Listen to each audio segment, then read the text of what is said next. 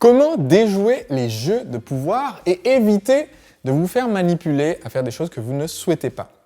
Bonjour, je suis Sébastien Knight, le marketeur français, et chaque lundi à 19h, je partage avec vous les lectures du lundi. Je partage avec vous une pépite issue d'un des 500 livres d'entrepreneuriat, de développement personnel et professionnel que j'ai lus et qui ont eu un impact positif sur moi et sur mon entreprise, afin que vous puissiez appliquer les conseils de ces auteurs pour vous aider à développer votre activité et devenir un entrepreneur libre.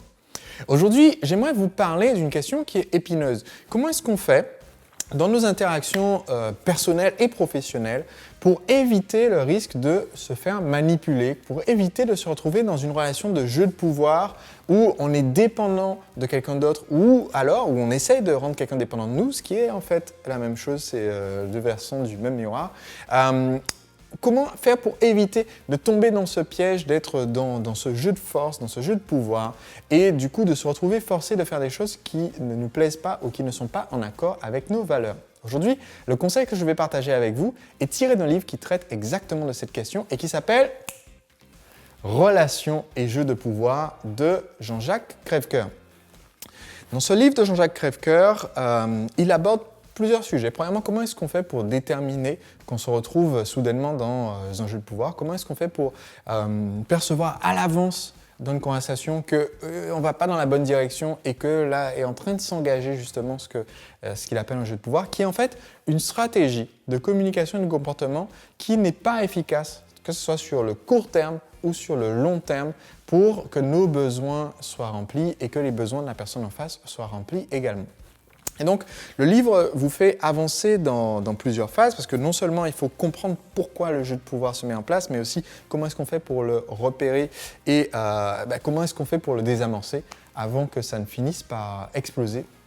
Et en lisant le livre, je me suis rendu compte que, premièrement, dans la vie au quotidien de la majorité des gens, il y a énormément de ces jeux de pouvoir dont moi je ne m'étais pas rendu compte. Même dans ma propre vie, je me disais ça m'arrive jamais. Il y a des exemples dedans aussi bien professionnels que personnels, avec des couples qui essaient de se débrouiller pour ne pas avoir affaire à changer les couches par exemple du bébé et où chacun va essayer de faire comprendre à l'autre qu'il est temps de changer les couches du bébé. Ah, on dirait qu'il faut la changer.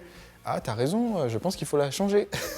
Et bon, voilà, c'est juste pour voir laquelle va se décider. Et là, c'est encore une fois un jeu de pouvoir parce qu'aucun des deux n'assume et ne dit clairement écoute, je suis très fatigué et j'ai l'impression que c'est toujours moi qui m'en occupe et donc j'aimerais que tu t'en occupes. Et si il n'y a pas cette franchise, cette honnêteté, eh bien c'est là qu'on commence à rentrer dans un jeu pour essayer de forcer l'autre à se décider tout seul à le faire. Donc il y a plein d'exemples comme ça dans le livre. Mais ce que je vais retirer aujourd'hui comme conseil que je vais partager avec vous, se trouve à l'étape numéro 3, qui est ce que Jean-Jacques Crèvecoeur appelle s'ancrer dans le principe de réalité.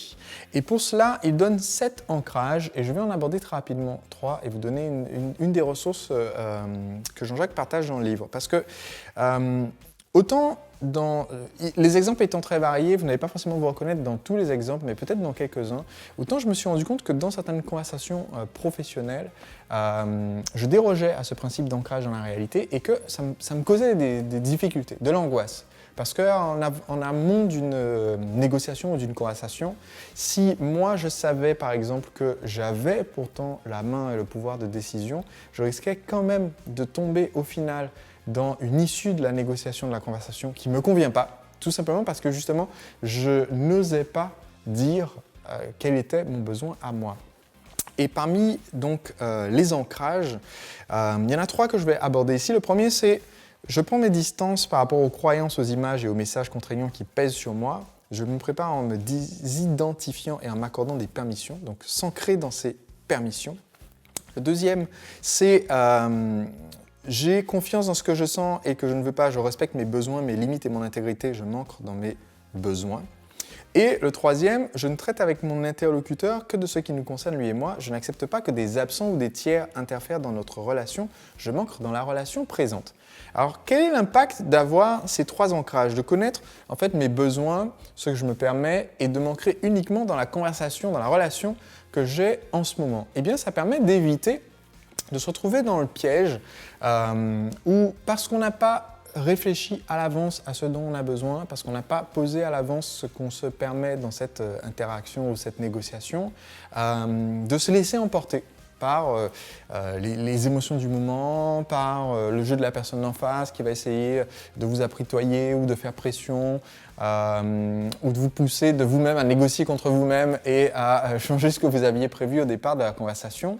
Et pour moi, un des outils les plus utiles et plus importants que j'ai trouvé dans ce livre, c'est un engagement qui est abordé dans ce même chapitre et qui consiste en fait en 4 étapes. En fait, quand vous allez aborder une de ces conversations difficiles, et j'ai déjà parlé des conversations difficiles dans un précédent épisode des lectures du lundi, dont vous trouverez sûrement le lien juste en dessous de cet épisode. Pour moi, quand vous allez aborder cette conversation difficile, le fait de poser ces 4 étapes que recommande Jean-Jacques est particulièrement important. Première étape, c'est s'engager à avertir l'autre quand il va franchir une de vos limites, ce qui nécessite que vous connaissiez vos limites à l'avance. Deuxième étape, vous donnez la permission de ne pas nécessairement justifier vos limites. Vous pouvez avoir décidé de ce qui pour vous est acceptable et vous n'êtes pas obligé de le justifier face à l'autre personne, ce qui, encore une fois, vous remet dans une position de faiblesse où ce que vous allez dire est contestable. Troisièmement, vous vous engagez à ne pas remettre en question les limites que vous vous êtes fixées pendant le cours de la négociation. Donc, vous pouvez en fait être flexible, c'est-à-dire envisager de changer votre position, envisager de changer les limites que vous êtes fixées, mais pas pendant l'interaction. Ce qui fait que vous pouvez être ferme pendant cette conversation pour obtenir ce que vous souhaitez, pour obtenir ce que vous voulez, pour obtenir ce dont vous avez besoin. Et plus tard, si ce n'est pas possible pendant la conversation, si le conflit n'est pas résolu, si vous n'avez pas trouvé de solution qui convienne aux deux, plus tard, vous pouvez prendre le temps de la réflexion. Mais en dehors de l'interaction et du stress que vous pouvez avoir dans cette conversation, qu'il s'agisse d'une négociation professionnelle avec votre associé, avec vos employés, avec un fournisseur, avec un client, ou qu'il s'agisse d'une situation personnelle où il y a beaucoup d'enjeux. Et donc, les 3 premières étapes, c'est avertir l'autre quand il franchit vos limites, ne pas forcément justifier vos limites, ne pas remettre en question pendant la négociation les limites que vous étiez fixées à l'avance. Et le 4e cas, c'est au cas où vous n'aviez pas envisagé certains aspects de la question, c'est-à-dire, parce qu'il faut quand même être à l'écoute, si l'autre personne vous apporte quelque chose de nouveau et que vous ne savez pas trop comment y réagir, au lieu de réagir sur le coup et de remettre en question les limites que vous avez fixées à l'avance, eh bien vous vous donnez la permission de demander un délai de réflexion et de revoir la personne plus tard.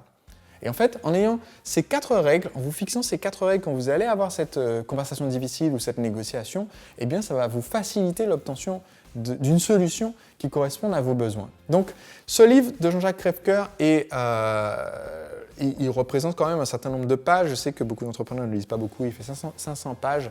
Ce que je vous recommande comme façon de consommer le livre, c'est de profiter en fait de ce qu'a fait l'auteur, qui est d'avoir un résumé à chaque étape. Donc il a un résumé à chaque étape qui est composé ici de 7 ancrages.